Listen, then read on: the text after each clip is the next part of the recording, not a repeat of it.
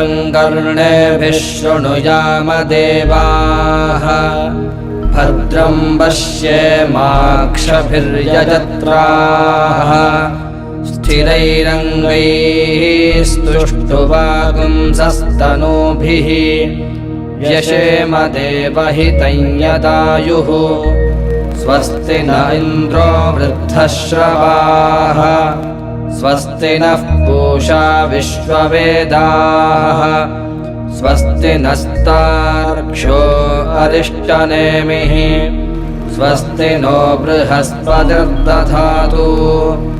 ॐ शान्तिः शान्तिः शान्तिः ॐ नमस्ते गणपतये त्वमेव प्रत्यक्षं तत्त्वमसि त्वमेव केवलं कर्तासि त्वमेव केवलं धर्तासि त्वमेव केवलं भर्तासि त्वमेव सर्वं खल्विदं ब्रह्मासि त्वं साक्षादात्मासि नित्यं ऋतं वच्मि सत्यं वच्मि अवत्वं माम् अववक्तारम् अवश्रोतारम्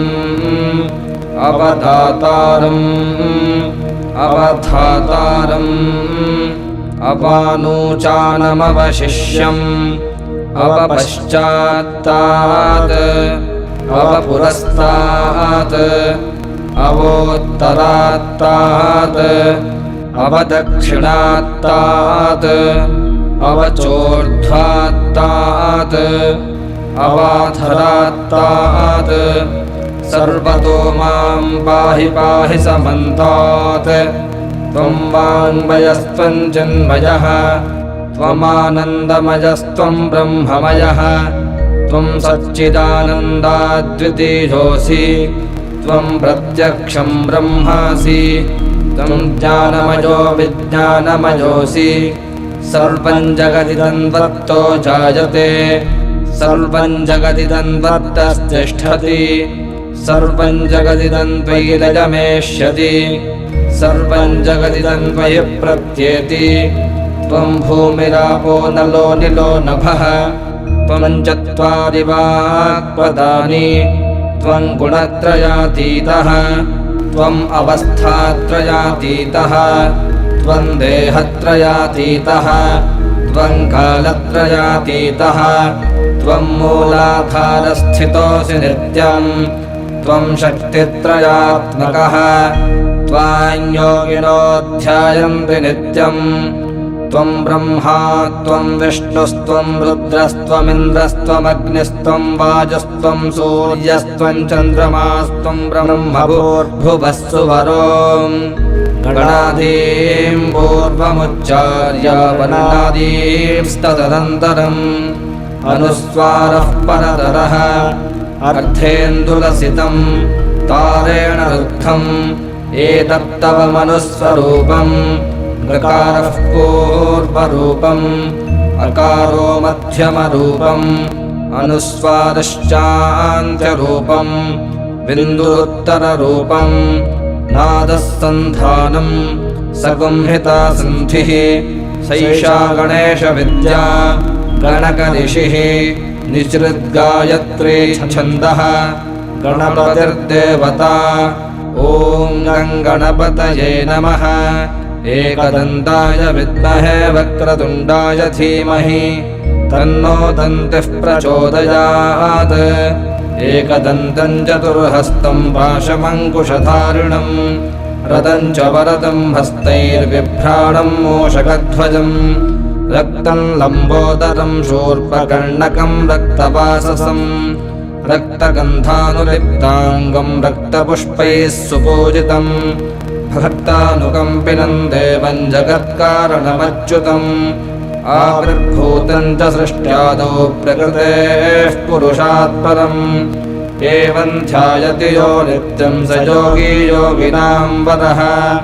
नमो व्रातपतये नमो गणपतये नमः प्रमथपतये नमस्ते अस्तु लम्बोदराजैकदन्ताय विघ्नविनाशिने शिवसुताय श्रीवरदमूर्तये नमः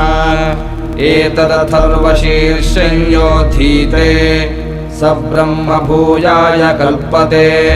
स सर्वविघ्नैर्न बाध्यते स सर्वत्र सुखमेधते स पञ्चमहापापात् प्रमुच्यते सायमधीयानो दिवसकृतं पापं नाशयति प्रातरधीयानो रात्रिकृतं पापं नाशयति सायं प्रातः प्रयुञ्जानो पापो भवति सर्वत्राधीयानोपविघ्नो भवति धर्मार्थकाममोक्षं च विन्दति इदमथर्वशीर्षमशिष्याय न देयम् यो यदि मोहाद्दास्यति स पापीयान् भवति सहस्रावर्तनाद्ययं काममधीते तन्तमनेन साधयेत् अनेन गणपतिमभिषिञ्चति स वाग्मी भवति चतुर्थ्यामनश्चं जपति स विद्यावान् भवति इत्यथर्वणवाक्यम् ब्रह्माद्यावरणं विद्यान्न बिभेति कदाचनेति यो दूर्वाङ्कुरैर्यजति स वैश्रवणोपमो भवति यो लाजैर्यजति स यशोवान् भवति स मेधावान् भवति यो मोदकसहस्रेण यजति स वाञ्छितफलमवाप्नोति यः साज्यसमिद्भिर्यजति स सर्वं लभते अष्टौ ब्राह्मणान् सम्यग्राहयित्वा सूर्यवर्चस्वी भवति सूर्यग्रहे महानद्यां प्रतिमासन्निधौ वा जप्त्वा सिद्धमन्त्रो भवति महाविघ्नात् प्रमुच्यते महादोषात् प्रमुच्यते महाप्रत्यवायात् प्रमुच्यते स सर्वविद्भवति य एवं वेद इत्युपनिषत् भद्रं कर्णेभिः शृणुयाम देवाः भद्रं पश्येमाक्षभिर्यजत्राः स्थिरैरङ्गैस्तुष्टुवागुंसस्तनूभिः यशेम देवहितं यदायुः स्वस्ति न इन्द्रो वृद्धश्रवाः स्वस्ति नः पूषा विश्ववेदाः स्वस्ति नस्तार्क्ष्यो अरिष्टनेमिः स्वस्ति नो बृहस्पतिर्दधातु ॐ शान्तिः शान्तिः शान्तिः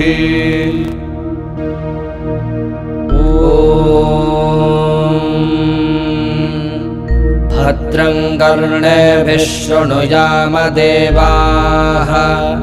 भद्रं पश्येमाक्षभिर्यजत्राः स्थिरैरङ्गैस्तुष्टुवागुंसस्तनूभिः व्यशेम देवहितं यदायुः स्वस्ति न इन्द्रो वृद्धश्रवाः स्वस्ति नः पूषा विश्ववेदाः स्वस्ति नस्तार्क्ष्यो अरिष्टनेमिः स्वस्ति नो बृहस्पतिर्दधातु ॐ शान्तिः शान्तिः शान्तिः ॐ नमस्ते गणपतये त्वमेव प्रत्यक्षं तत्त्वमसि त्वमेव केवलं कर्तासि त्वमेव केवलं धर्तासि त्वमेव केवलं भर्तासि त्वमेव सर्वं खल्विदं ब्रह्मासि त्वं साक्षादात्मासि नित्यं ऋतं वच्मि सत्यं वच्मि अवत्वं माम् अववक्तारम् अवश्रोतारम् अवदातारम् अवधातारम् अवानूचानमवशिष्यम् अवपश्चात्तात् अवपुरस्तात् अवोत्तरात्तात् अवदक्षिणात्तात् अवचोर्ध्वात्तात् अवाधरात्तात् सर्वतो मां पाहि पाहि समन्तात् त्वं वाङ्मयस्त्वं चिन्मयः त्वमानन्दमयस्त्वं ब्रह्ममयः त्वं सच्चिदानन्दाद्वितीयोऽसि त्वं प्रत्यक्षं ब्रह्मासि त्वं ज्ञानमयो विज्ञानमयोऽसि सर्वं जगदिदं त्वत्तो जायते सर्वं जगदिदं त्वत्तस्तिष्ठति सर्वं जगदिदं त्वयि लयमेष्यति सर्वं जगदिदं त्वयि प्रत्येति त्वं भूमिरापो नलो निलो नभः त्वं चत्वारि वाक्पदानि त्वं गुणत्रयातीतः त्वम् अवस्थात्रयातीतः त्वं देहत्रयातीतः त्वं कालत्रयातीतः त्वं मूलाधारस्थितोऽसि नित्यं त्वं शक्तित्रयात्मकः त्वां योगिनो ध्यायन्ति नित्यं त्वं ब्रह्मा त्वं विष्णुस्त्वं रुद्रस्त्वमिन्द्रस्त्वमग्निस्त्वं वायुस्त्वं सूर्यस्त्वं चन्द्रमास्त्वं ब्रह्मभूर्भुवस्सुवरो गणादीं पूर्वमुच्चार्य वनादींस्तदनन्तरम् अनुस्वारः परतरः अर्थेन्दुलसितं तारेण रुद्धम् एतत्तव मनुस्वरूपम् ऋकारः पूर्वरूपम् अकारो मध्यमरूपम् अनुस्वारश्चान्त्यरूपम् बिन्दुरुत्तररूपम् नादः सन्धानम् सगुंहिता सन्धिः सैषा गणेशविद्या गणकऋषिः निसृद्गायत्री छन्दः गणपतिर्देवता ॐ गणपतये नमः एकदन्ताय विद्महे वक्रतुण्डाय धीमहि तन्नो दन्तिः प्रचोदयात् एकदन्तं चतुर्हस्तं पाशमङ्कुशधारिणं रदं च वरदं हस्तैर्बिभ्राणं मूषकध्वजं रक्तं लम्बोदरं शूर्पकर्णकं रक्तवाससं रक्तगन्धानुलिप्ताङ्गं रक्तपुष्पैः सुपूजितं भक्तानुकम्पिनं देवं जगत्कारणमच्युतम् आविर्भूतं च सृष्ट्यादौ प्रकृतेः पुरुषात् परम् एवं ध्यायति यो नित्यं स योगी योगिनां वरः नमो व्रातपतये नमो गणपतये नमः प्रमथपतये नमस्ते अस्तु लम्बोदराजैकदन्ताय विघ्नविनाशिने शिवसुताय श्रीवरदमूर्तये नमः एतदथर्वशीर्षं योऽधीते स ब्रह्मभूयाय कल्पते स सर्वविघ्नैर्न बाध्यते स सर्वत्र सुखमेधते स पञ्चमहापापात् प्रमुच्यते सायमधीयानो दिवसकृतं पापं नाशयति प्रातरधीयानो रात्रिकृतं पापं नाशयति सायं प्रातः प्रयुञ्जानो पापो भवति सर्वत्राधीयानोपविघ्नो भवति धर्मार्थकाममोक्षं च विन्दति इदमथर्वशीर्षमशिष्याय न देयम् यो यदि मोहाद्दास्यति स पापीयान् भवति सहस्रावर्तनाद्ययं काममधीते तन्तमनेन साधयेत् अनेन गणपतिमभिषिञ्चति स वाग्मी भवति चतुर्थ्यामनश्चं जपति स विद्यावान् भवति इत्यथर्वणवाक्यम् ब्रह्माद्यावरणं विद्यान्न बिभेति कदाचनेति यो दूर्वाङ्कुरैर्यजति स वैश्रवणोपमो भवति यो लाजैर्यजति स यशोवान् भवति स मेधावान् भवति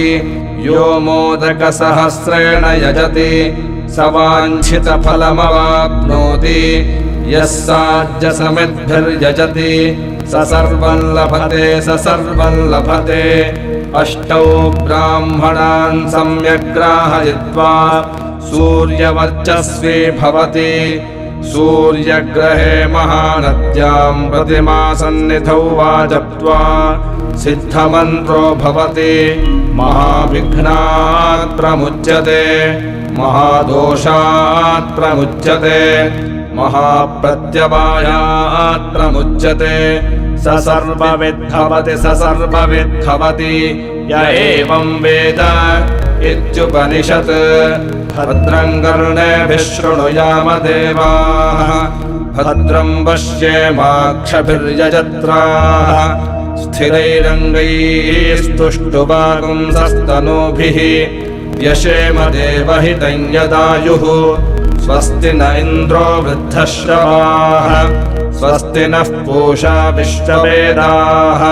स्वस्ति नस्तार्क्ष्यो अरिष्टनेमिः स्वस्ति नो बृहस्पतिर्दधातु ॐ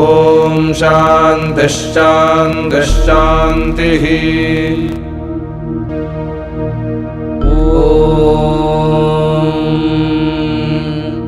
भद्रं कर्णेभिः शृणुयाम देवाः भद्रं पश्येमाक्षभिर्यजत्राः स्थिरैरङ्गैस्तुष्टुवागुंसस्तनूभिः व्यशेम देवहितं यदायुः स्वस्ति न इन्द्रो वृद्धश्रवाः स्वस्ति नः पूषा विश्ववेदाः स्वस्ति नस्तार्क्ष्यो अरिष्टनेमिः स्वस्ति नो बृहस्पतिर्दधातु ॐ शान्तिः शान्तिः शान्तिः। ॐ नमस्ते गणपतये त्वमेव प्रत्यक्षं तत्त्वमसि त्वमेव केवलं कर्तासि त्वमेव केवलं धर्तासि त्वमेव केवलं भर्तासि त्वमेव सर्वं खल्विदं ब्रह्मासि त्वं साक्षादात्मासि नित्यं ऋतं वच्मि सत्यं वच्मि अवत्वं माम् अववक्तारम् अवश्रोतारम् अवदातारम् अवधातारम् अवानूचानमवशिष्यम् अवपश्चात्तात् अवपुरस्तात् अवोत्तरात्तात् अवदक्षिणात्तात् अवचोर्ध्वात्तात् अवाधरात्तात् सर्वतो मां पाहि पाहि समन्तात् त्वं वाङ्मयस्त्वं चिन्मयः त्वमानन्दमयस्त्वं ब्रह्ममयः त्वं सच्चिदानन्दाद्वितीयोऽसि त्वं प्रत्यक्षं ब्रह्मासि त्वं ज्ञानमयो विज्ञानमयोऽसि सर्वं जगदिदं त्वत्तो जायते सर्वं जगदिदं त्वत्तस्तिष्ठति सर्वं जगदिदं त्वयि लयमेष्यति सर्वं जगदिदं त्वयि प्रत्येति त्वं भूमिरापो नलो निलो नभः त्वं चत्वारि वाक्पदानि त्वं गुणत्रयातीतः त्वम् अवस्थात्रयातीतः त्वं देहत्रयातीतः त्वं कालत्रयातीतः त्वं मूलाधारस्थितोऽसि नित्यं त्वं शक्तित्रयात्मकः त्वां योगिनो ध्यायन्ति नित्यं त्वं ब्रह्मा त्वं विष्णुस्त्वं रुद्रस्त्वमिन्द्रस्त्वमग्निस्त्वं वायुस्त्वं सूर्यस्त्वं चन्द्रमास्त्वं ब्रह्मभूर्भुवस्सुवरो गणादीं पूर्वमुच्चार्य वनादींस्तदनन्तरम् अनुस्वारः परतरः अर्धेन्दुलसितं तारेण रुद्धम् एतत्तव मनुस्वरूपम् गकारः पूर्वरूपम् अकारो मध्यमरूपम् अनुस्वारश्चान्त्यरूपम् बिन्दुरुत्तररूपम् नादः सन्धानम् सगुंहिता सन्धिः सैषा गणेशविद्या गणकऋषिः निसृद्गायत्री छन्दः गणपतिर्देवता ॐ गणपतये नमः एकदन्ताय विद्महे वक्रतुण्डाय धीमहि तन्नो दन्तिः प्रचोदयात् एकदन्तं चतुर्हस्तं पाशमङ्कुशधारिणं रथं च वरदं हस्तैर्बिभ्राणं मूषकध्वजं रक्तं लम्बोदरं शूर्पकर्णकं रक्तवाससं रक्तगन्धानुलिप्ताङ्गं रक्तपुष्पैः सुपूजितं भक्तानुकम्पिनं देवं जगत्कारणमच्युतम् आविर्भूतं च सृष्ट्यादौ प्रकृतेः पुरुषात् परम् एवं ध्यायति यो नित्यं स योगी योगिनां वरः नमो व्रातपतये नमो गणपतये नमः प्रमथपतये नमस्ते अस्तु लम्बोदराजैकदन्ताय विघ्नविनाशिने शिवसुताय श्रीवरदमूर्तये नमः एतदथर्वशीर्षं यो धीते स ब्रह्मभूयाय कल्पते स सर्वविघ्नैर्न बाध्यते स सर्वत्र सुखमेधते स पञ्चमहापापात् प्रमुच्यते सायमधीयानो दिवसकृतं पापं नाशयति प्रातरधीयानो रात्रिकृतं पापं नाशयति सायं प्रातः प्रयुञ्जानो पापो भवति सर्वत्राधीयानोपविघ्नो भवति धर्मार्थकाममोक्षं च विन्दति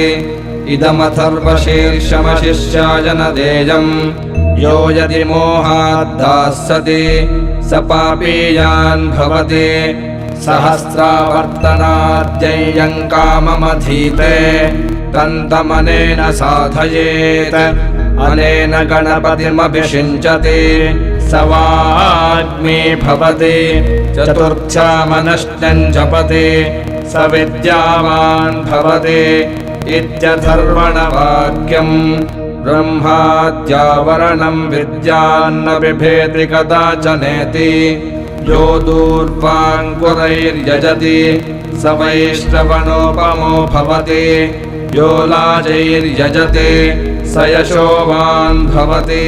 स मेधावान् भवति यो मोदकसहस्रेण यजति स वाञ्छितफलमवाप्नोति यः साज्यसमिद्भिर्यजति स सर्वं लभते अष्टौ ब्राह्मणान् सम्यग्राहयित्वा सूर्यवर्चस्वी भवति सूर्यग्रहे महानद्यां प्रतिमासन्निधौ वा जप्त्वा सिद्धमन्त्रो भवति महाविघ्नात् प्रमुच्यते महादोषात् प्रमुच्यते महाप्रत्यवायात् प्रमुच्यते स सर्वविद्भवति य एवं वेद इत्युपनिषत् भद्रं कर्णेभिः शृणुयाम देवाः भद्रं पश्येमाक्षभिर्यजत्राः स्थिरैरङ्गैस्तुष्टुवागुंसस्तनूभिः व्यशेम देवहितं यदायुः स्वस्ति न इन्द्रो वृद्धश्रवाः स्वस्ति नः पूषा विश्ववेदाः स्वस्ति नस्तार्क्ष्यो अरिष्टनेमिः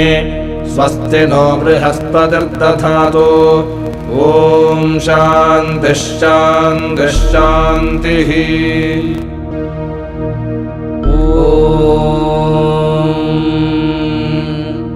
भद्रं कर्णेभिः शृणुयाम देवाः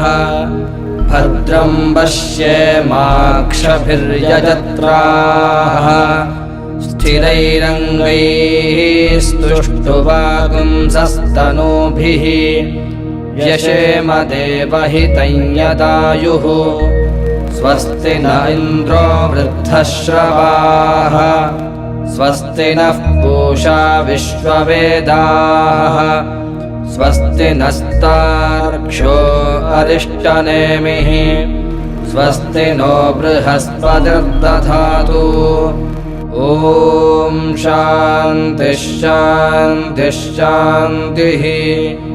ॐ नमस्ते गणपतये त्वमेव प्रत्यक्षं तत्त्वमसि त्वमेव केवलं कर्तासि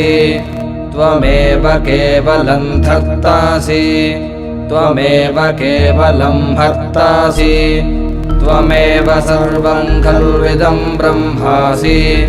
त्वं साक्षादात्मासि नित्यं ऋतं वच्मि सत्यं वच्मि अवत्वं माम् अववक्तारम् अवश्रोतारम् अवदातारम्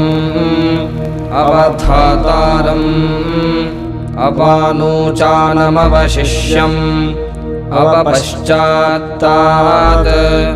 अवपुरस्तात्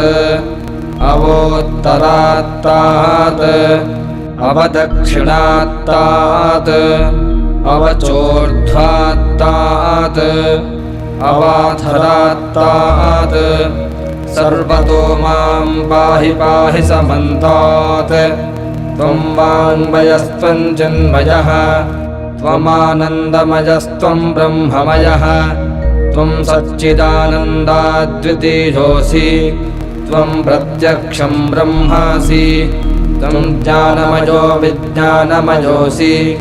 सर्वं जगदिदं त्वत्तो जायते सर्वं जगदिदं त्वत्तस्तिष्ठति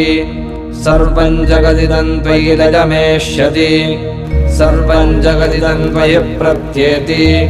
त्वं भूमिरापो नलो निलो नभः त्वं चत्वारि वाक्पदानि त्वं गुणत्रयातीतः त्वम् अवस्थात्रयातीतः त्वं देहत्रयातीतः त्वं कालत्रयातीतः त्वं मूलाधारस्थितोऽसि नित्यं त्वं शक्तित्रयात्मकः त्वां योगिनो ध्यायन्ति नित्यं त्वं ब्रह्मा त्वं विष्णुस्त्वं रुद्रस्त्वमिन्द्रस्त्वमग्निस्त्वं वायुस्त्वं सूर्यस्त्वं चन्द्रमास्त्वं ब्रह्मभूर्भुवस्सुवरो गणादीं पूर्वमुच्चार्य वर्णादींस्तदनन्तरम् अनुस्वारः परतरः अर्धेन्दुलसितं तारेण रुद्धम् एतत्तव मनुस्वरूपम् ऋकारः पूर्वरूपम् अकारो मध्यमरूपम् अनुस्वारश्चान्त्यरूपम् बिन्दुरुत्तररूपम् नादः सन्धानम् सगुंहिता सन्धिः सैषा गणेशविद्या गणकऋषिः निसृद्गायत्री छन्दः गणपतिर्देवता ॐ गणपतये नमः एकदन्ताय विद्महे वक्रतुण्डाय धीमहि तन्नो दन्तिः प्रचोदयात्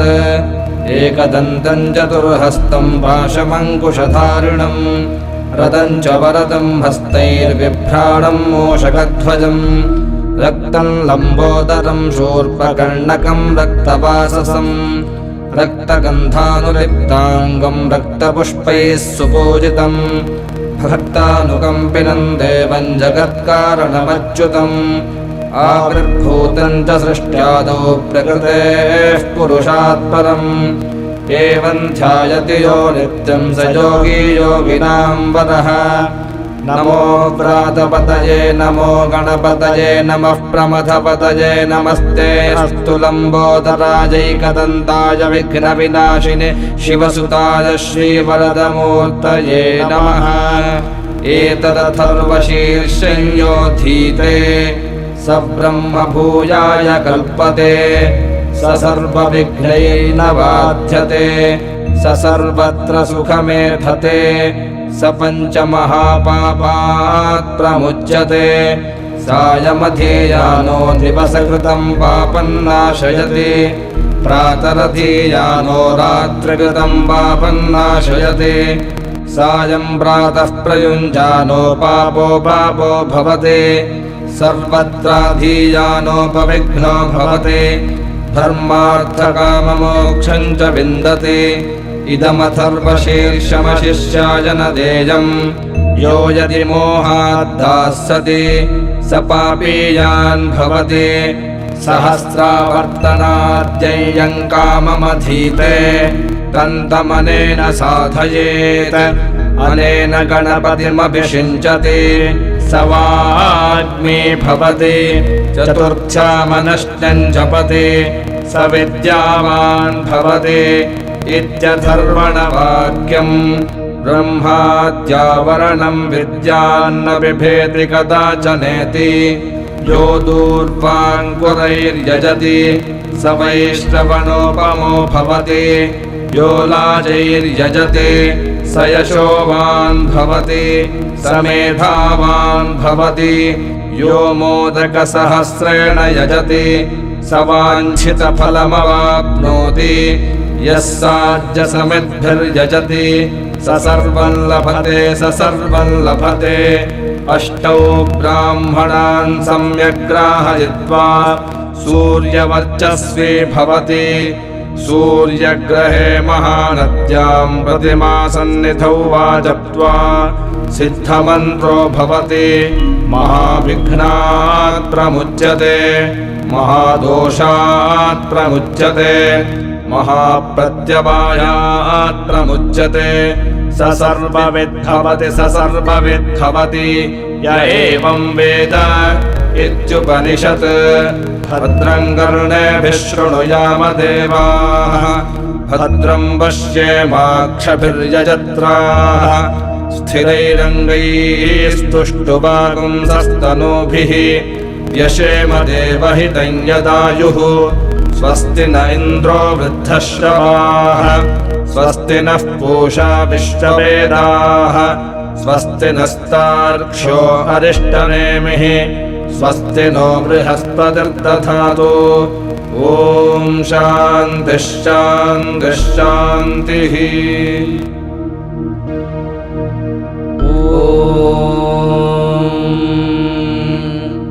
भद्रं कर्णेभिः शृणुयाम देवाः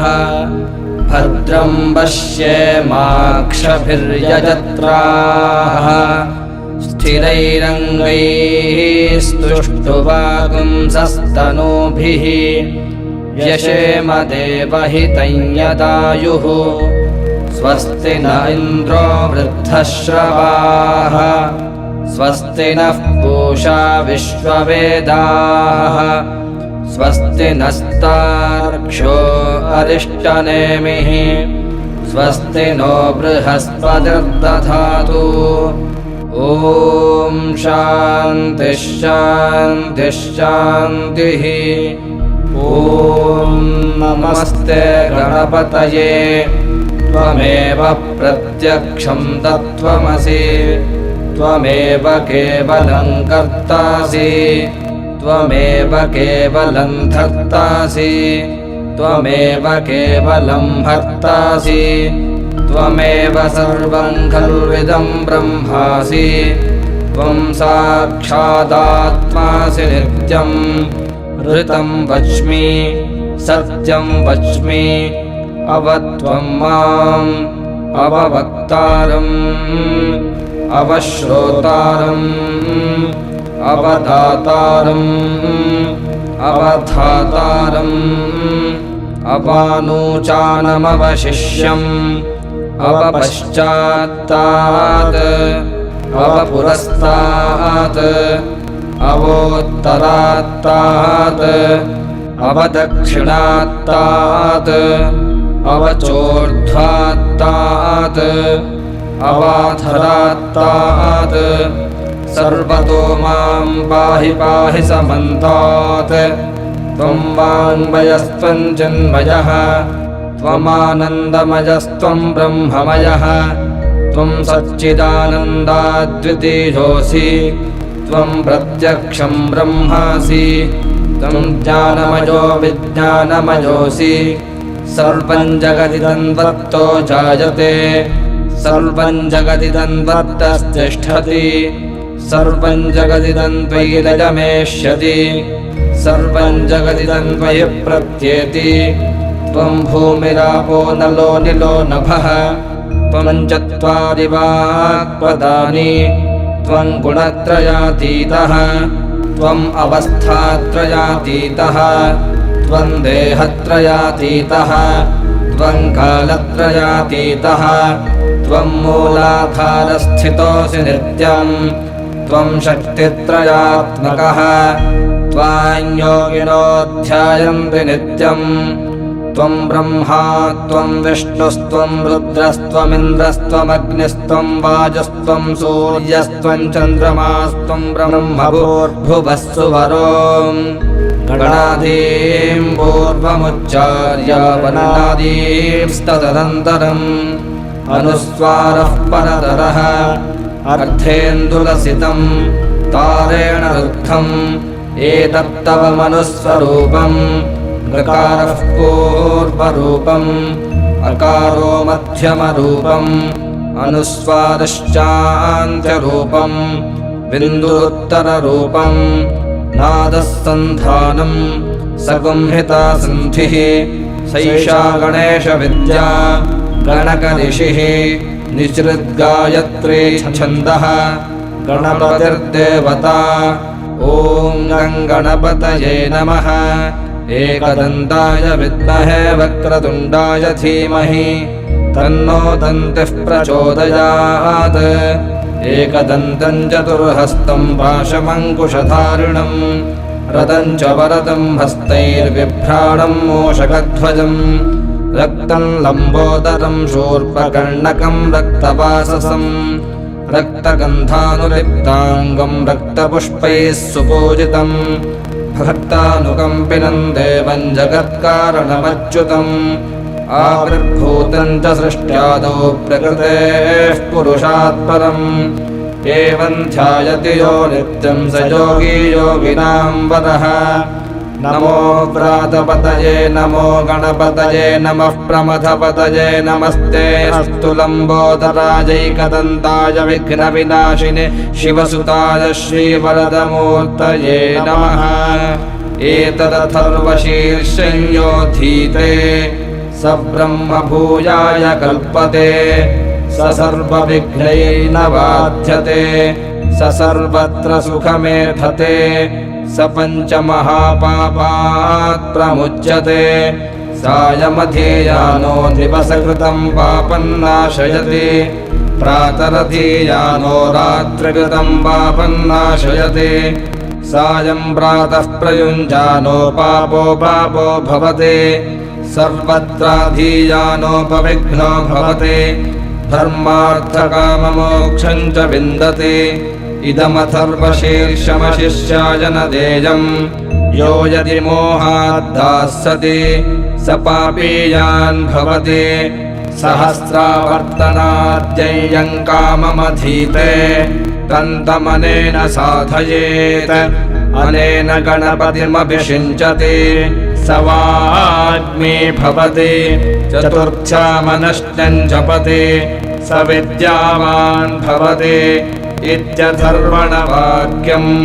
ब्रह्माद्यावरणं विद्यान्न बिभेति कदाचनेति यो दूर्वाङ्कुरैर्यजति स वैश्रवणोपमो भवति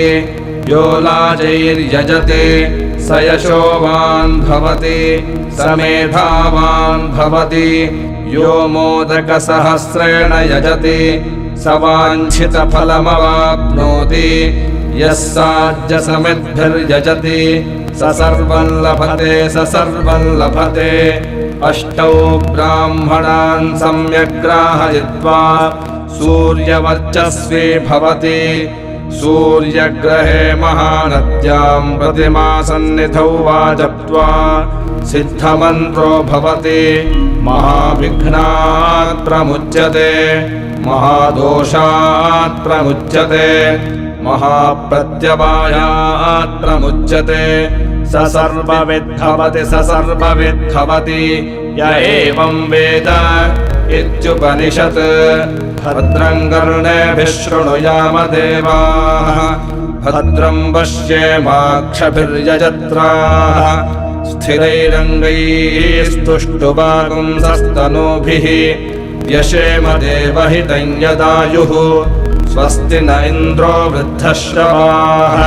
स्वस्ति नः पूषा विश्ववेदाः स्वस्ति नस्तार्क्ष्यो अरिष्टनेमिः स्वस्ति नो बृहस्पतिर्दधातु ॐ शान्तिः शान्तिः शान्तिः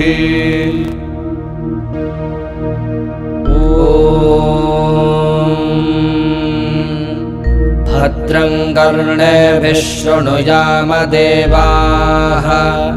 भद्रं पश्येमाक्षभिर्यजत्राः स्थिरैरङ्गैः स्तुष्टुवागुंसस्तनूभिः व्यशेम देवहितं यदायुः स्वस्ति न इन्द्रो वृद्धश्रवाः स्वस्ति नः पूषा विश्ववेदाः स्वस्ति नस्तार्क्ष्यो अरिष्टनेमिः स्वस्ति नो बृहस्पतिर्दधातु ॐ शान्तिः शान्तिः शान्तिः ॐ नमस्ते गणपतये त्वमेव प्रत्यक्षं तत्त्वमसि त्वमेव केवलं कर्तासि त्वमेव केवलं धर्तासि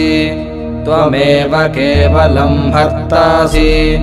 त्वमेव सर्वं खल्विदं ब्रह्मासि त्वं साक्षादात्मासि नित्यं ऋतं वच्मि सत्यं वच्मि अवत्वं माम् अववक्तारम् अवश्रोतारम् अवदातारम् अवधातारम् अवानूचानमवशिष्यम् अवपश्चात्तात् अवपुरस्तात् अवोत्तरात्तात् अवदक्षिणात्तात् अवचोर्ध्वात्तात् अवाधरात्तात् सर्वतो मां पाहि पाहि समन्तात् त्वं वाङ्मयस्त्वं चिन्मयः त्वमानन्दमयस्त्वं ब्रह्ममयः त्वं सच्चिदानन्दाद्वितीयोऽसि त्वं प्रत्यक्षं ब्रह्मासि त्वं ज्ञानमयो विज्ञानमयोऽसि सर्वं जगदिदं त्वत्तो जायते सर्वं जगदिदं त्वत्तस्तिष्ठति सर्वं जगदिदं त्वयि लयमेष्यति सर्वं जगदिदं त्वयि प्रत्येति त्वं भूमिरापो नलो निलो नभः त्वं चत्वारि वाक्पदानि त्वं गुणत्रयातीतः त्वम् अवस्थात्रयातीतः त्वं देहत्रयातीतः त्वं कालत्रयातीतः त्वं मूलाधारस्थितोऽसि नित्यम् त्वं शक्तित्रयात्मकः त्वां योगिनो ध्यायन्ति नित्यम् त्वं ब्रह्मा त्वं विष्णुस्त्वं रुद्रस्त्वमिन्द्रस्त्वमग्निस्त्वं वायुस्त्वं सूर्यस्त्वं चन्द्रमास्त्वं ब्रह्मभूर्भुवस्सुवरो गणादीं पूर्वमुच्चार्य वनादींस्तदनन्तरम् अनुस्वारः परतरः अर्धेन्दुलसितं तारेण रुद्धम् एतत्तव मनुस्वरूपम् ऋकारः पूर्वरूपम् अकारो मध्यमरूपम् अनुस्वारश्चान्त्यरूपम् बिन्दुरुत्तररूपम् नादः सन्धानम् सगुंहिता सन्धिः सैषा गणेशविद्या गणकऋषिः निसृद्गायत्री छन्दः गणपतिर्देवता ॐ गणपतये नमः एकदन्ताय विद्महे वक्रतुण्डाय धीमहि तन्नो दन्तिः प्रचोदयात् एकदन्तं चतुर्हस्तं पाशमङ्कुशधारिणं रतं च वरदं हस्तैर्बिभ्राणं मूषकध्वजं रक्तं लम्बोदरं शूर्पकर्णकं रक्तवाससं रक्तगन्धानुलिप्ताङ्गं रक्तपुष्पैः सुपूजितम् भक्तानुकम्पिनं देवं जगत्कारणमच्युतम् आविर्भूतं च सृष्ट्यादौ प्रकृतेः पुरुषात् परम् एवं ध्यायति यो नित्यं स योगी योगिनां वरः नमो व्रातपतये नमो गणपतये नमः प्रमथपतये नमस्ते अस्तु लम्बोदराजैकदन्ताय विघ्नविनाशिने शिवसुताय श्रीवरदमूर्तये नमः एतदथर्वशीर्षं योधीते स ब्रह्मभूयाय कल्पते स सर्वविघ्नैर्न बाध्यते स सर्वत्र सुखमेधते स पञ्चमहापापात् प्रमुच्यते सायमधीयानो दिवसकृतं पापं नाशयति प्रातरधीयानो रात्रिकृतं पापं नाशयति सायं प्रातः प्रयुञ्जानो पापो भवति सर्वत्राधीयानोपविघ्नो भवति धर्मार्थकाममोक्षं च विन्दति इदमथर्वशीर्षमशिष्याय न देयम् यो यदि मोहाद्दास्यति स पापीयान् भवति सहस्रावर्तनाद्ययं काममधीते तन्तमनेन साधयेत् अनेन गणपतिमभिषिञ्चति स वाग्मी भवति चतुर्थ्यामनश्चं जपति स विद्यावान् भवति इत्यथर्वणवाक्यम् ब्रह्माद्यावरणं विद्यान्न बिभेति कदाचनेति यो दूर्वाङ्कुरैर्यजति स वैश्रवणोपमो भवति यो लाजैर्यजति स यशोवान् भवति स मेधावान् भवति यो मोदकसहस्रेण यजति स वाञ्छितफलमवाप्नोति यः साध्यसमिद्भिर्यजति स सर्वं लभते अष्टौ ब्राह्मणान् सम्यग्राहयित्वा सूर्यवर्चस्वी भवति सूर्यग्रहे महानद्यां प्रतिमासन्निधौ वा जप्त्वा सिद्धमन्त्रो भवति महाविघ्नात् प्रमुच्यते महादोषात् प्रमुच्यते महाप्रत्यवायात् प्रमुच्यते स सर्वविद्भवति य एवं वेद इत्युपनिषत् भद्रं कर्णेभिः शृणुयाम देवाः भद्रं पश्येमाक्षभिर्यजत्राः स्थिरैरङ्गैस्तुष्टुवागुंसस्तनूभिः यशेम देवहितं यदायुः स्वस्ति न इन्द्रो वृद्धश्रवाः स्वस्ति नः पूषा विश्ववेदाः स्वस्ति नस्तार्क्ष्यो अरिष्टनेमिः स्वस्ति नो बृहस्पतिर्दधातु ॐ शान्तिः शान्तिः शान्तिः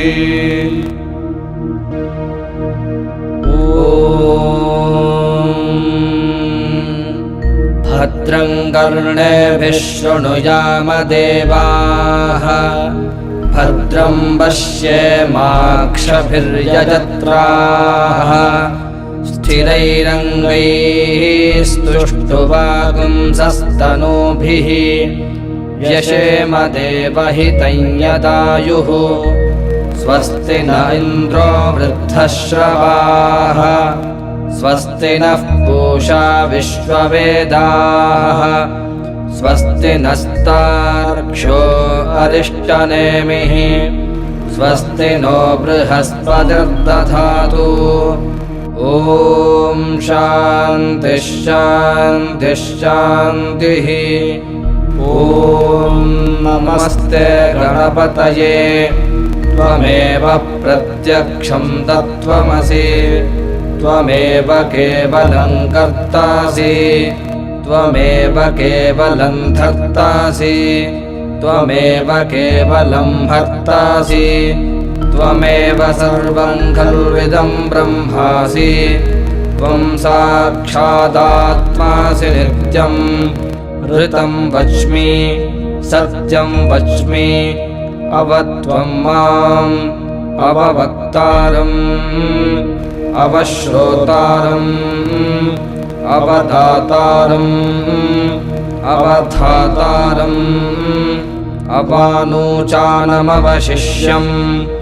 अवपश्चात्तात् अवपुरस्तात्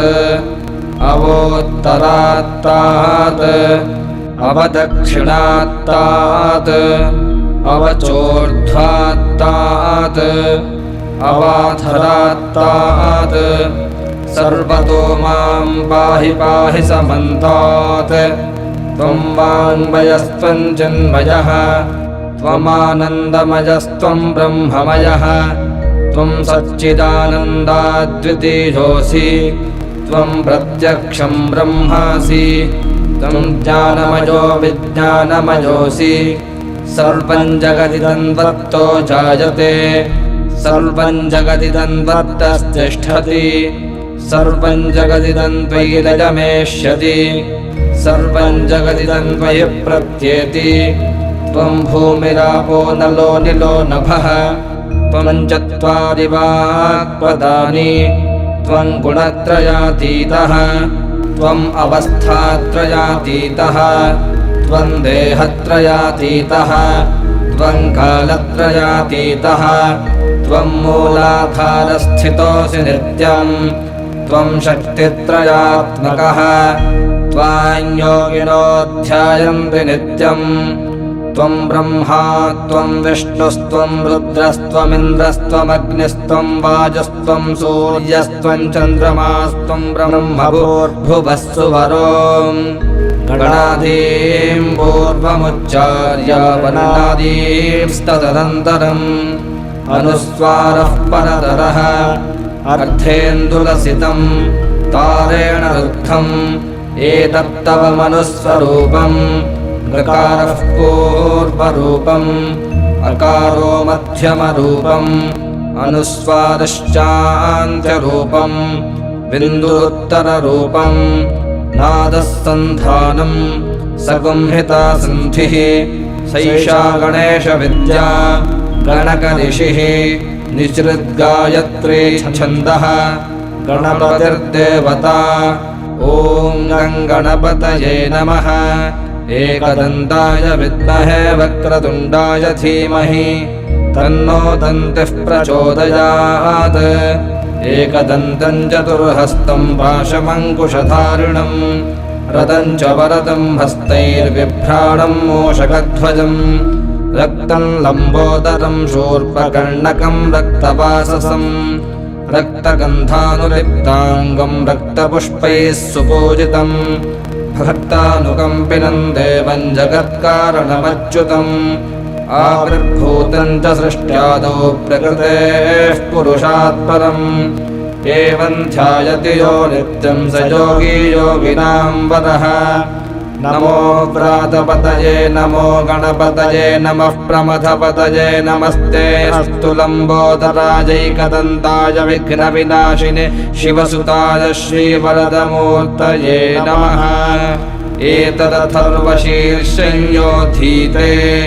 स ब्रह्मभूयाय कल्पते स सर्वविघ्नैर्न बाध्यते स सर्वत्र सुखमेधते स पञ्चमहापापात् प्रमुच्यते सायमधीयानो दिवसकृतं पापं नाशयति प्रातरधीयानो रात्रिकृतं पापं नाशयति सायं प्रातः प्रयुञ्जानो पापो भवति सर्वत्राधीयानोपविघ्नो भवति धर्मार्थकाममोक्षं च विन्दति इदमथर्वशीर्षमशिष्याय न देयम् यो यदि मोहाद्दास्यति स पापीयान् भवति सहस्रावर्तनाद्ययं काममधीते तन्तमनेन साधयेत् अनेन गणपतिमभिषिञ्चति स वाग्मी भवति चतुर्थ्यामनश्चं जपति स विद्यावान् भवति इत्यथर्वणवाक्यम् ब्रह्माद्यावरणं विद्यान्न बिभेति कदाचनेति यो दूर्वाङ्कुरैर्यजति स वैश्रवणोपमो भवति यो लाजैर्यजति स यशोवान् भवति स मेधावान् भवति यो मोदकसहस्रेण यजति स वाञ्छितफलमवाप्नोति यः साज्यसमिद्भिर्यजति स सर्वं लभते अष्टौ ब्राह्मणान् सम्यग्राहयित्वा सूर्यवर्चस्वी भवति सूर्यग्रहे महानद्यां प्रतिमासन्निधौ वा जप्त्वा सिद्धमन्त्रो भवति महाविघ्नात् प्रमुच्यते महादोषात् प्रमुच्यते महाप्रत्यवायात् प्रमुच्यते स सर्वविद्भवति य एवं वेद इत्युपनिषत् भद्रं कर्णेभिः शृणुयाम देवाः भद्रं पश्येमाक्षभिर्यजत्राः स्थिरैरङ्गैस्तुष्टुवागुंसस्तनूभिः यशेम देवहितं यदायुः स्वस्ति न इन्द्रो वृद्धश्रवाः स्वस्ति नः पूषा विश्ववेदाः स्वस्ति नस्तार्क्ष्यो अरिष्टनेमिः स्वस्ति नो बृहस्पतिर्दधातु ॐ शान्तिः शान्तिः शान्तिः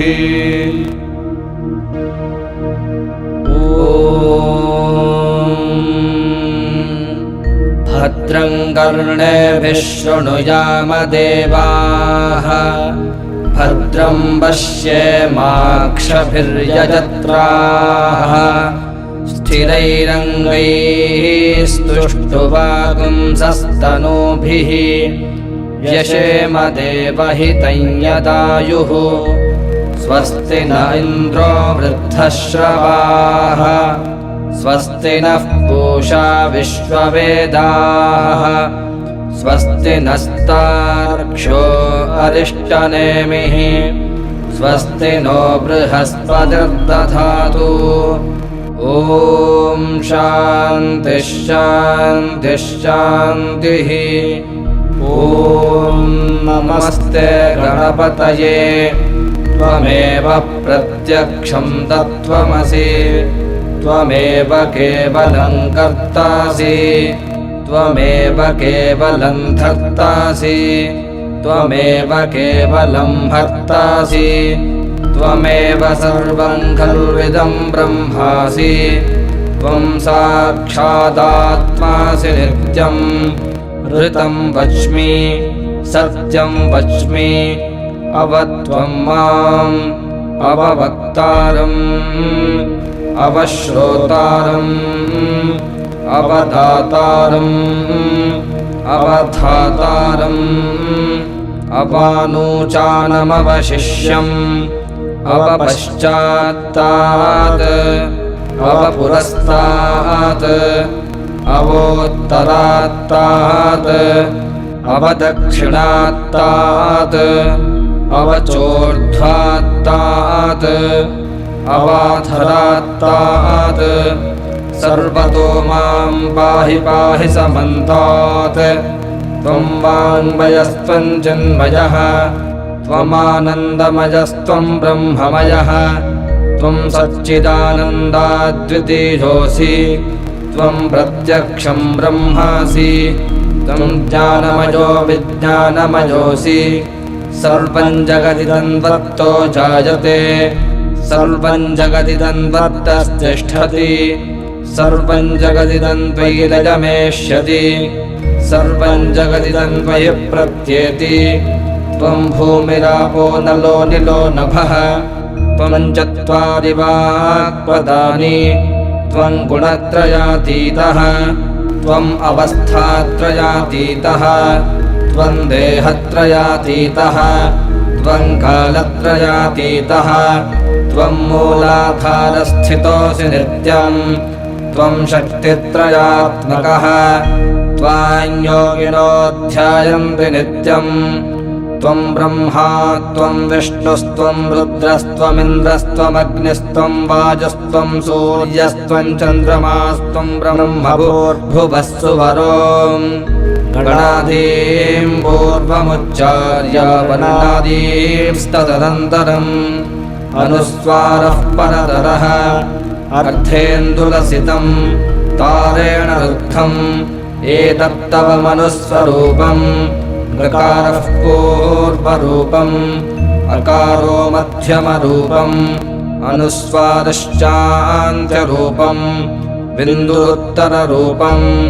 नादः सन्धानम् सगुंहिता सन्धिः सैषा गणेशविद्या गणकऋषिः निसृद्गायत्री छन्दः गणपतिर्देवता ॐ गणपतये नमः एकदन्ताय विद्महे वक्रतुण्डाय धीमहि तन्नो दन्तिः प्रचोदयात् एकदन्तं चतुर्हस्तं पाशमङ्कुशधारिणं रतं च वरदं हस्तैर्बिभ्राणं मूषकध्वजं रक्तं लम्बोदरं शूर्पकर्णकं रक्तवाससं रक्तगन्धानुलिप्ताङ्गं रक्तपुष्पैः सुपूजितं भक्तानुकम्पिनं देवं जगत्कारणमच्युतम् आविर्भूतं च सृष्ट्यादौ प्रकृतेः पुरुषात् परम् एवं ध्यायति यो नित्यं स योगी योगिनां वरः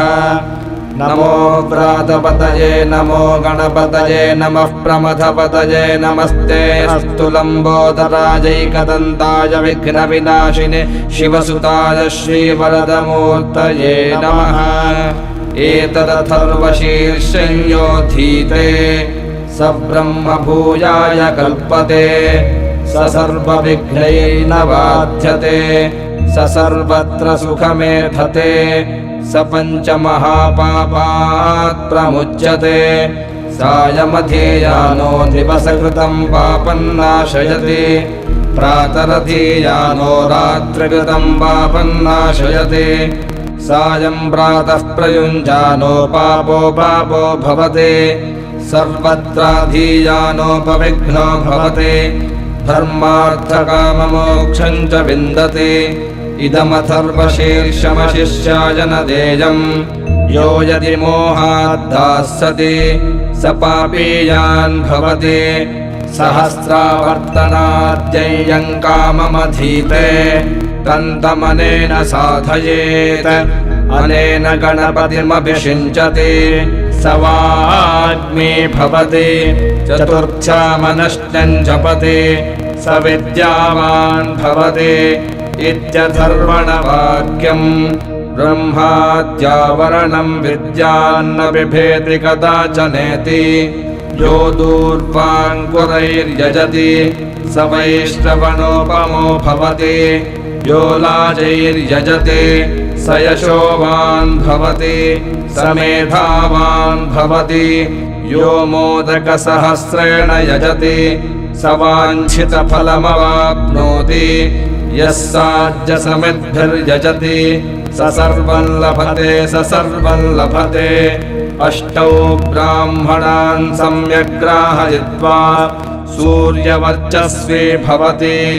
सूर्यग्रहे महानद्यां प्रतिमासन्निधौ वा जप्त्वा सिद्धमन्त्रो भवति महाविघ्नात् प्रमुच्यते महादोषात् प्रमुच्यते महाप्रत्यवायात् प्रमुच्यते स सर्वविद्भवति य एवं वेद इत्युपनिषत् भद्रं कर्णेभिः शृणुयाम देवाः भद्रं पश्येमाक्षभिर्यजत्राः स्थिरैरङ्गैस्तुष्टुवागुंसस्तनूभिः यशेम देवहितं यदायुः स्वस्ति न इन्द्रो वृद्धश्रवाः स्वस्ति नः पूषा विश्ववेदाः स्वस्ति नस्तार्क्ष्यो अरिष्टनेमिः स्वस्ति नो बृहस्पतिर्दधातु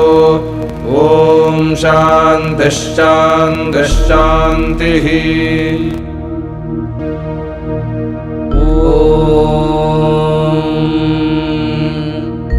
भद्रं कर्णेभिः शृणुयाम देवाः भद्रं पश्येमाक्षभिर्यजत्राः स्थिरैरङ्गैस्तुष्टुवागुंसस्तनूभिः व्यशेम देवहितं यदायुः स्वस्ति न इन्द्रो वृद्धश्रवाः स्वस्ति नः पूषा विश्ववेदाः स्वस्ति नस्तार्क्ष्यो अरिष्टनेमिः स्वस्ति नो बृहस्पतिर्दधातु ॐ शान्तिः शान्तिः शान्तिः ॐ नमस्ते गणपतये त्वमेव प्रत्यक्षं तत्त्वमसि त्वमेव केवलं कर्तासि त्वमेव केवलं धर्तासि त्वमेव केवलं भर्तासि त्वमेव सर्वं खल्विदं ब्रह्मासि त्वं साक्षादात्मासि नित्यं ऋतं वच्मि सत्यं वच्मि अवत्वं माम् अववक्तारम् अवश्रोतारम् अवदातारम् अवधातारम् अवानूचानमवशिष्यम् अवपश्चात्तात् अवपुरस्तात् अवोत्तरात्तात् अवदक्षिणात्तात् अवचोर्ध्वात्तात् अवाधरात्तात् सर्वतो मां पाहि पाहि समन्तात् त्वं वाङ्मयस्त्वं चिन्मयः त्वमानन्दमयस्त्वं ब्रह्ममयः त्वं सच्चिदानन्दाद्वितीयोऽसि त्वं प्रत्यक्षं ब्रह्मासि त्वं ज्ञानमयो विज्ञानमयोऽसि सर्वं जगदिदं त्वत्तो जायते सर्वं जगदिदं त्वत्तस्तिष्ठति सर्वं जगदिदं त्वयि लयमेष्यति सर्वं जगदिदं त्वयि प्रत्येति त्वं भूमिरापो नलो निलो नभः त्वं चत्वारि वाक्पदानि त्वं गुणत्रयातीतः त्वम् अवस्थात्रयातीतः त्वं देहत्रयातीतः त्वं कालत्रयातीतः त्वं मूलाधारस्थितोऽसि नित्यं त्वं शक्तित्रयात्मकः त्वां योगिनो ध्यायन्ति नित्यं त्वं ब्रह्मा त्वं विष्णुस्त्वं रुद्रस्त्वमिन्द्रस्त्वमग्निस्त्वं वायुस्त्वं सूर्यस्त्वं चन्द्रमास्त्वं ब्रह्मभूर्भुवस्सुवरो गणादीं पूर्वमुच्चार्य वर्णादींस्तदनन्तरम् अनुस्वारः परतरः अर्धेन्दुलसितं तारेण रुद्धम् एतत्तव मनुस्वरूपम् ऋकारः पूर्वरूपम् अकारो मध्यमरूपम् अनुस्वारश्चान्त्यरूपम् बिन्दुरुत्तररूपम् नादः सन्धानम् सगुंहिता सन्धिः सैषा गणेशविद्या गणकऋषिः निसृद्गायत्री छन्दः गणपतिर्देवता ॐ गणपतये नमः एकदन्ताय विद्महे वक्रतुण्डाय धीमहि तन्नो दन्तिः प्रचोदयात् एकदन्तं चतुर्हस्तं पाशमङ्कुशधारिणं रतं च वरदं हस्तैर्बिभ्राणं मूषकध्वजं रक्तं लम्बोदरं शूर्पकर्णकं रक्तवाससं रक्तगन्धानुलिप्ताङ्गं रक्तपुष्पैः सुपूजितं भक्तानुकम्पिनं देवं जगत्कारणमच्युतम् आविर्भूतं च सृष्ट्यादौ प्रकृतेः पुरुषात् परम् एवं ध्यायति यो नित्यं स योगी योगिनां वरः नमो व्रातपतये नमो गणपतये नमः प्रमथपतये नमस्ते अस्तु लम्बोदराजैकदन्ताय विघ्नविनाशिने शिवसुताय श्रीवरदमूर्तये नमः एतदथर्वशीर्षं योधीते स ब्रह्मभूयाय कल्पते स सर्वविघ्नैर्न बाध्यते स सर्वत्र सुखमेधते स पञ्चमहापापात् प्रमुच्यते सायमधीयानो दिवसकृतं पापन्नाशयति प्रातरधीयानो रात्रिकृतं पापन्नाशयति सायं प्रातः प्रयुञ्जानो पापो भवति सर्वत्राधीयानोपविघ्नो भवति धर्मार्थकाममोक्षं च विन्दति इदमथर्वशीर्षमशिष्याय न देयम् यो यदि मोहाद्दास्यति स पापीयान् भवति सहस्रावर्तनाद्ययं काममधीते तन्तमनेन साधयेत् अनेन गणपतिमभिषिञ्चति स वाग्मी भवति चतुर्थ्यामनश्चं जपति स विद्यावान् भवति इत्यथर्वणवाक्यम् ब्रह्माद्यावरणं विद्यान्न बिभेति कदाचनेति यो दूर्वाङ्कुरैर्यजति स वैश्रवणोपमो भवति यो लाजैर्यजति स यशोवान् भवति स मेधावान् भवति यो मोदकसहस्रेण यजति स वाञ्छितफलमवाप्नोति यः साज्यसमिद्भिर्यजति स सर्वं लभते अष्टौ ब्राह्मणान् सम्यग्राहयित्वा सूर्यवर्चस्वी भवति सूर्यग्रहे महानद्यां प्रतिमासन्निधौ वा जप्त्वा सिद्धमन्त्रो भवति महाविघ्नात् प्रमुच्यते महादोषात् प्रमुच्यते महाप्रत्यवायात् प्रमुच्यते स सर्वविद्भवति य एवं वेद इत्युपनिषत् भद्रं कर्णेभिः शृणुयाम देवाः भद्रं पश्येमाक्षभिर्यजत्राः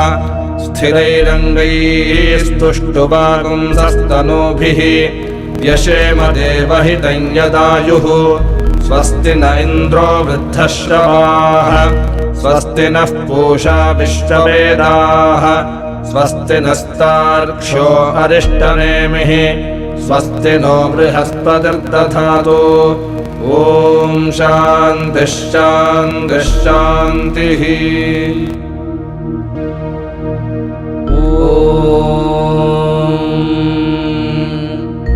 भद्रं कर्णेभिः शृणुयाम देवाः भद्रं पश्येमाक्षभिर्यजत्राः स्थिरैरङ्गैस्तुष्टुवागुंसस्तनूभिः यशेम देवहितं यदायुः स्वस्ति न इन्द्रो वृद्धश्रवाः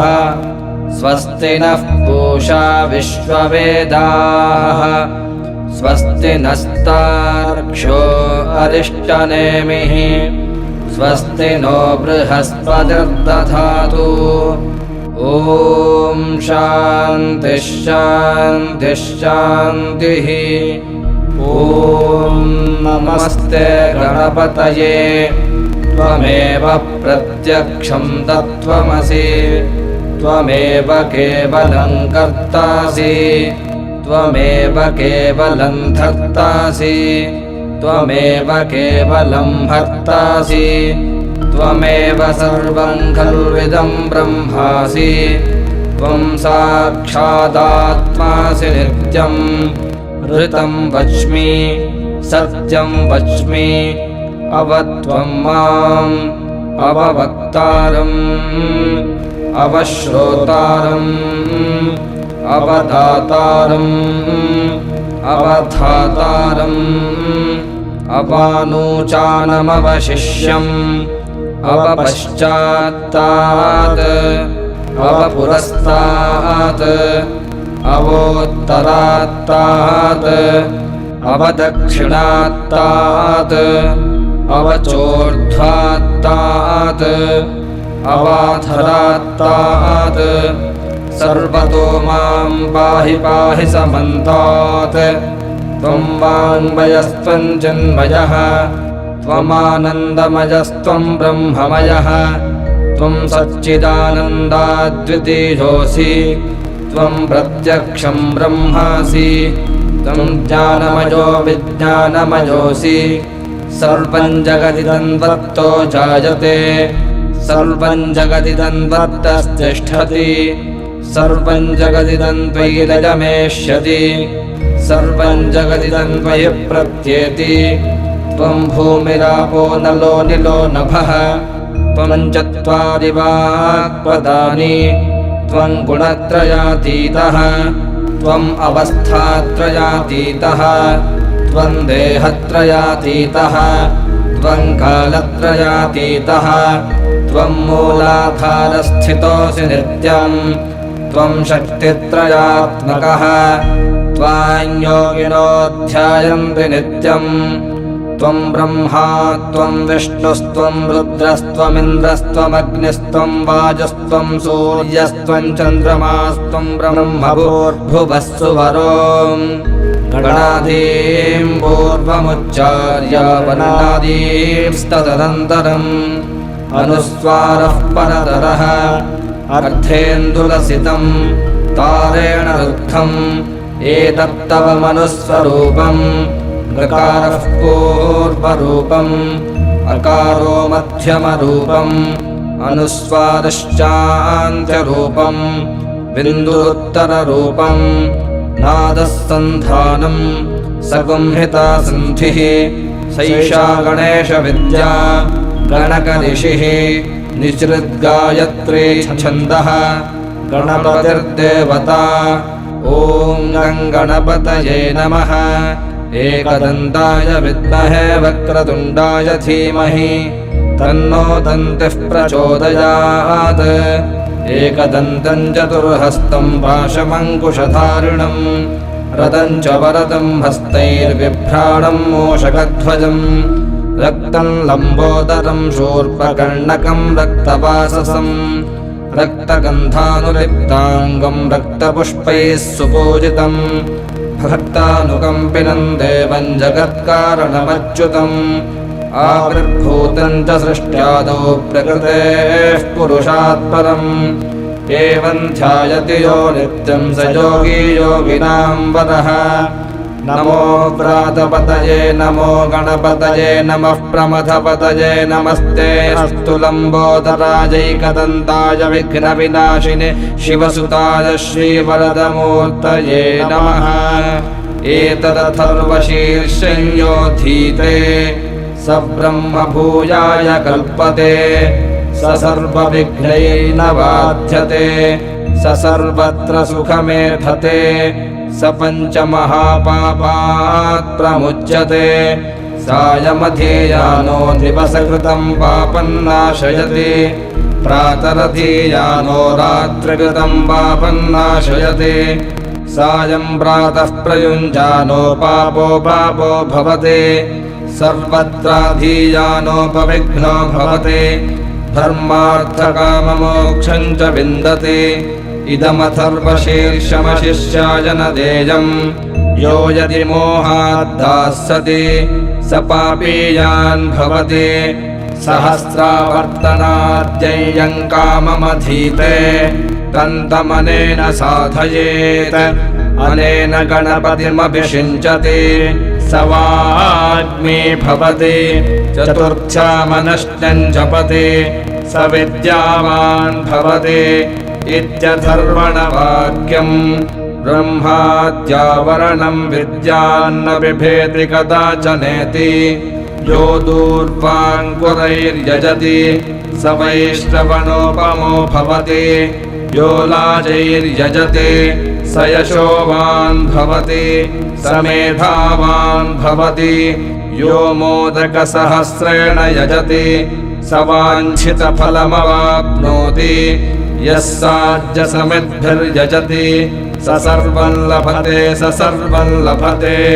अष्टौ ब्राह्मणान् सम्यग्राहयित्वा सूर्यवर्चस्वी भवति।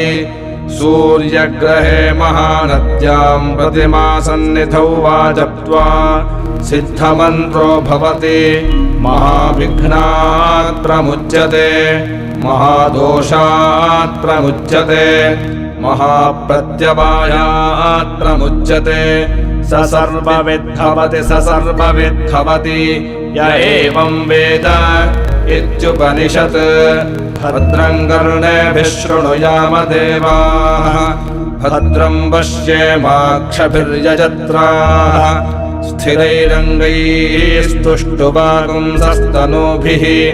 व्यशेम देवहितं यदायुः। स्वस्ति न इन्द्रो वृद्धश्रवाः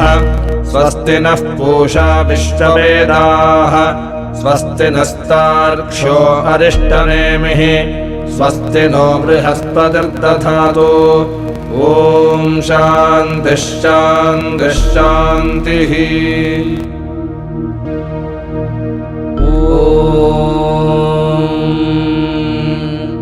भद्रं कर्णेभिः शृणुयाम देवाः भद्रं पश्येमाक्षभिर्यजत्राः स्थिरैरङ्गैस्तुष्टुवागुंसस्तनूभिः व्यशेम देवहितं यदायुः। स्वस्ति न इन्द्रो वृद्धश्रवाः स्वस्ति नः पूषा विश्ववेदाः स्वस्ति नस्तार्क्ष्यो अरिष्टनेमिः स्वस्ति नो बृहस्पतिर्दधातु। ॐ शान्तिः शान्तिः शान्तिः। ॐ नमस्ते गणपतये त्वमेव प्रत्यक्षं तत्त्वमसि त्वमेव केवलं कर्तासि त्वमेव केवलं धर्तासि त्वमेव केवलं भर्तासि त्वमेव सर्वं खल्विदं ब्रह्मासि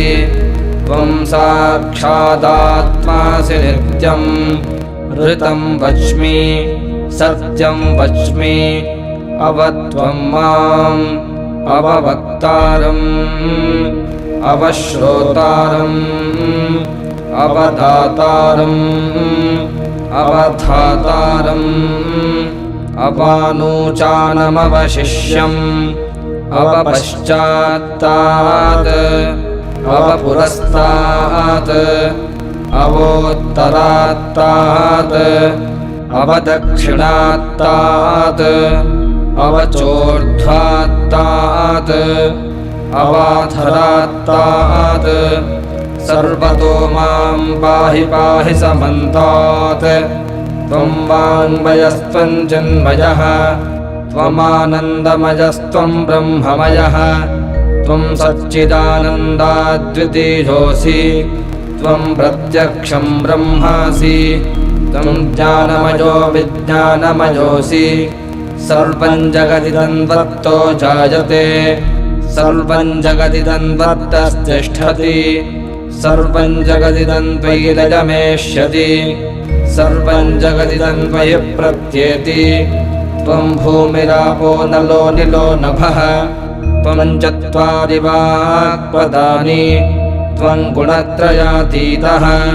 त्वम् अवस्थात्रयातीतः त्वं देहत्रयातीतः त्वं कालत्रयातीतः त्वं मूलाधारस्थितोऽसि नित्यं त्वं शक्तित्रयात्मकः त्वां योगिनो ध्यायन्ति नित्यं त्वं ब्रह्मा त्वं विष्णुस्त्वं रुद्रस्त्वमिन्द्रस्त्वमग्निस्त्वं वायुस्त्वं सूर्यस्त्वं चन्द्रमास्त्वं ब्रह्मभूर्भुवस्सुवरों गणादीं पूर्वमुच्चार्य वनादींस्तदनन्तरम् अनुस्वारः परतरः अर्धेन्दुलसितं तारेण रुद्धम् एतत्तव मनुस्वरूपम् ऋकारः पूर्वरूपम् अकारो मध्यमरूपम्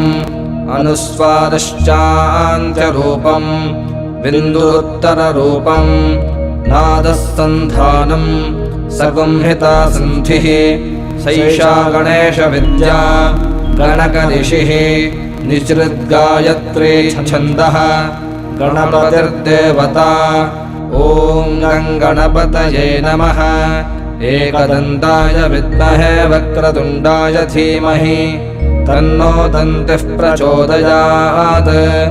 एकदन्तं चतुर्हस्तं पाशमङ्कुशधारिणं रतं च वरदं हस्तैर्बिभ्राणं मूषकध्वजं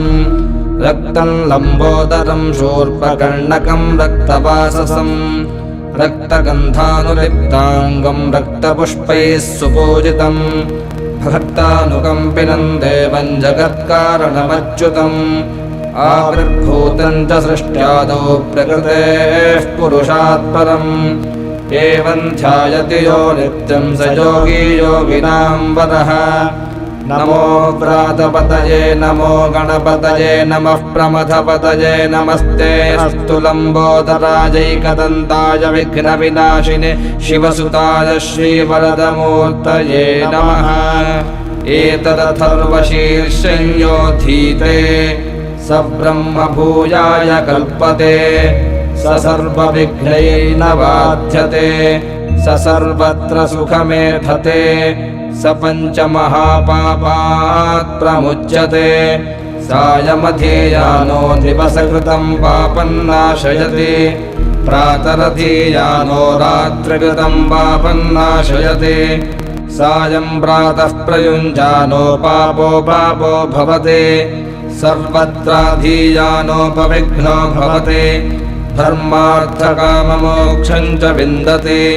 इदमथर्वशीर्षमशिष्याय न देयम् यो यदि मोहाद्दास्यति स पापीयान् भवति सहस्रावर्तनाद्ययं काममधीते तन्तमनेन साधयेत् अनेन गणपतिमभिषिञ्चति स वाग्मी भवति चतुर्थ्यामनश्चं जपति स विद्यावान् भवति इत्यथर्वणवाक्यम् ब्रह्माद्यावरणं विद्यान्न बिभेति कदाचनेति यो दूर्वाङ्कुरैर्यजति स वैश्रवणोपमो भवति यो लाजैर्यजति स यशोवान् भवति स मेधावान् भवति यो मोदकसहस्रेण यजति स वाञ्छितफलमवाप्नोति यः साध्यसमिद्भिर्यजति स सर्वं लभते अष्टौ ब्राह्मणान् सम्यग्राहयित्वा सूर्यवर्चस्वी भवति सूर्यग्रहे महानद्यां प्रतिमासन्निधौ वा जप्त्वा सिद्धमन्त्रो भवति महाविघ्नात् प्रमुच्यते महादोषात् प्रमुच्यते महाप्रत्यवायात् प्रमुच्यते स सर्वविद्भवति य एवं वेद इत्युपनिषत् भद्रं कर्णेभिः शृणुयाम देवाः भद्रं पश्येमाक्षभिर्यजत्राः स्थिरैरङ्गैस्तुष्टुवागुंसस्तनूभिः यशेम देवहितं यदायुः स्वस्ति न इन्द्रो वृद्धश्रवाः स्वस्ति नः पूषा विश्ववेदाः स्वस्ति नस्तार्क्ष्यो अरिष्टनेमिः स्वस्ति नो बृहस्पतिर्दधातु ॐ शान्तिः शान्तिः शान्तिः।